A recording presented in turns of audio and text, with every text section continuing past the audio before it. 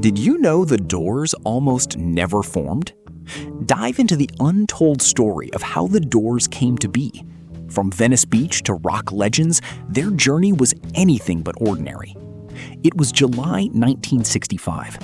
The sun was beating down on the sands of Venice Beach, California.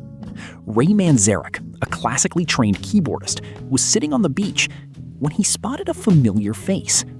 It was Jim Morrison, an acquaintance from the UCLA film school. They got to talking.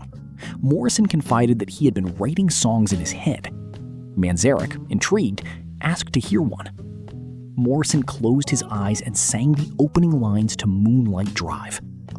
"Let's swim to the moon. Let's climb through the tide."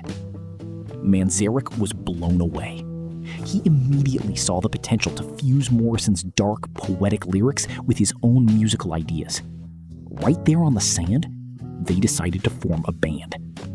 They took their name from Aldous Huxley's book, The Doors of Perception. Manzarek was playing in a group called Rick and the Ravens with his brothers, but they needed a different sound. Enter John Densmore. Densmore was a drummer who played with a group called the Psychedelic Rangers, and he knew Manzarek from meditation classes. He brought a unique jazz-influenced rhythm to the mix. Shortly after, in late 1965, guitarist Robbie Krieger joined the fold. Krieger didn't play standard rock guitar. His background was in flamenco and jazz, and he played with his fingers, not a pick. They auditioned several bass players, but none fit. The solution? Ray Manzarek played the bass lines himself on a Fender Rhodes piano bass with his left hand, while playing the organ with his right. The unique bassless lineup was complete. The road to stardom wasn't paved with gold. In fact, it started with a massive rejection. In October 1965, the newly formed band recorded a 6-song demo and managed to sign a 6-month contract with Columbia Records. It seemed like their big break. But Columbia didn't know what to do with them. They failed to secure a producer, and the label was preparing to drop them.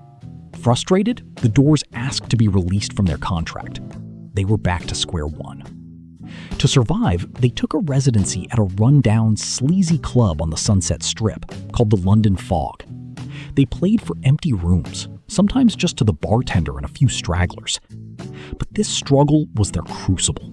Playing night after night allowed them to experiment. They stretched out their songs, turning simple tunes into long, theatrical jams. It was here that Morrison developed his wild, unpredictable stage persona, overcoming his initial crippling stage fright. The hard work at the London Fog paid off when they were promoted to the house band at the prestigious Whiskey A Go-Go in May 1966. Here, they opened for major acts like Van Morrison's band, Them. The two Morrisons even jammed together on stage, a chaotic clash of rock titans. But the Doors were too wild even for the Whiskey. In August 1966, during a performance of their epic song, The End, Jim Morrison improvised a profanity-laced, Oedipal spoken word section. The club owner fired them on the spot. However, fate intervened.